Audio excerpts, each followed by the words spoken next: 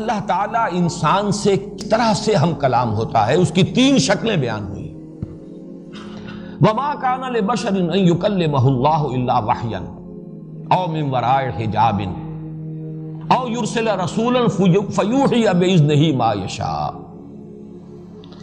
کسی انسان کا یہ مقام نہیں ہے، کسی انسان کے لیے یہ ممکن نہیں ہے۔ نوٹ کرنے کی بات یہ ہے کہ یہ نہیں فرمایا کہ اللہ کے لیے یہ ممکن نہیں ہے۔ ما کان لبشر، اللہ تو ہر شے پر قادر ہے، اللہ جو چاہے کر سکتا ہے، اللہ کی قدرت سے کوئی چیز بعید نہیں ہے، لیکن انسان کا مقام یہ نہیں ہے۔ وما کان لبشر ان یکلمہ اللہ، کسی بشر کا یہ مقام نہیں ہے، کسی بشر کی یہ حیثیت نہیں ہے، کسی بشر کا یہ مرتبہ نہیں ہے کہ اللہ اس سے کلام کرے سوائے 3 صورتوں کے۔ وما کان لبشر ان یکلمہ اللہ الا وحیا، یا تو وحی کے ذریعے سے، او من وراء حجاب، یا پردے کے پیچھے سے، او یرسل رسولا فیوحی باذنہ ما یشاء، یا وہ بھیجتا ہے کسی رسول کو، کسی اپنے پیغامبر کو، کسی اپنے ایلچی کو، یعنی رسول ملک فرشتوں میں سے اپنے پیغامبر کو، پھر وہ وحی کرتا ہے جو بھی اللہ چاہتا ہے، فیوحی باذنہ، اللہ کے حکم سے، اللہ کے اذن سے، ما یشاء، جو اللہ چاہتا ہے۔ اب یہ 3 شکلیں کلام الہی کی ہمارے سامنے آئی ہیں، ان میں 2 تو ہوئی جن کے لیے لفظ وحی آ رہا ہے، الا وحیا، اور آخری او یرسل رسولا فیوحی باذنہ ما یشاء۔ درمیان میں ایک شکل آئی ہے من وراء حجاب۔ یہ من وراء حجاب کیونکہ میں تذکرہ کر چکا ہوں سورہ اعراف میں آیت نمبر 143 میں، بلکہ متعدد مواقع پر حضرت موسیٰ علیہ السلام سے اللہ تعالیٰ نے کلام فرمایا۔ پہلی مرتبہ جب حاضری ہوئی تھی، جب آگ کی تلاش میں پہنچے تھے کوہ طور پر، وہاں پر مخاطبہ ہوا۔ یہ مخاطبہ اور مکالمہ الہی جو ہے حضرت موسیٰ کے ساتھ من وراء حجاب، پردے کے پیچھے سے تھا۔ اسی لیے تو وہ آتش شوق بھڑکی تھی کہ کیا قیامت ہے کہ چلمن سے لگے بیٹھے ہیں، صاف چھپتے بھی نہیں، سامنے آتے بھی نہیں۔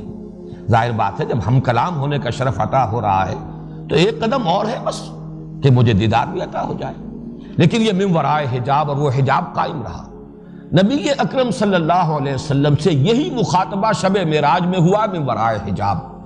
بعض حضرات کی رائے میں عرض کر چکا ہوں کہ ان کا یہ خیال ہے کہ حضور نے دیدار جو ہے حاصل ہوا ہے اللہ کا، ذات الہی کا دیدار، لیکن میری رائے سلف میں سے انہی حضرات کے ساتھ ہے جن میں حضرت عائشہ صدیقہ بڑی اہمیت کی حامل ہے۔ انہوں نے حضور صلی اللہ علیہ وسلم سے بھی ان چیزوں پر استفسار لازماً کیا ہوگا۔ جو بات ان کی ہے وہ تو تقریباً ہم یقین کے درجے میں کہہ سکتے ہیں کہ وہ مرفوع ہے محمد الرسول اللہ صلی اللہ علیہ وسلم سے، نور انا یرا، اللہ تو نور ہے، اسے کیسے دیکھا جا سکتا ہے؟ نور تو دوسری چیزوں کو دیکھنے کا ذریعہ بنتا ہے، نور کیسے دیکھا جا سکتا ہے؟ نور انا یرا۔ بہرحال میری رائے یہی ہے کہ یہ بھی ورائے حجاب گفتگو تھی، وہ ورائے حجاب جو حضرت موسیٰ علیہ السلام کو کوہ طور پر مکالمہ اور مخاطبہ نصیب ہوا، وہی ورائے حجاب محمد الرسول اللہ صلی اللہ علیہ وسلم کو شب معراج میں عند سدرۃ المنتہی اللہ تعالیٰ نے مشرف فرمایا اپنے مخاطبے اور مکالمے سے۔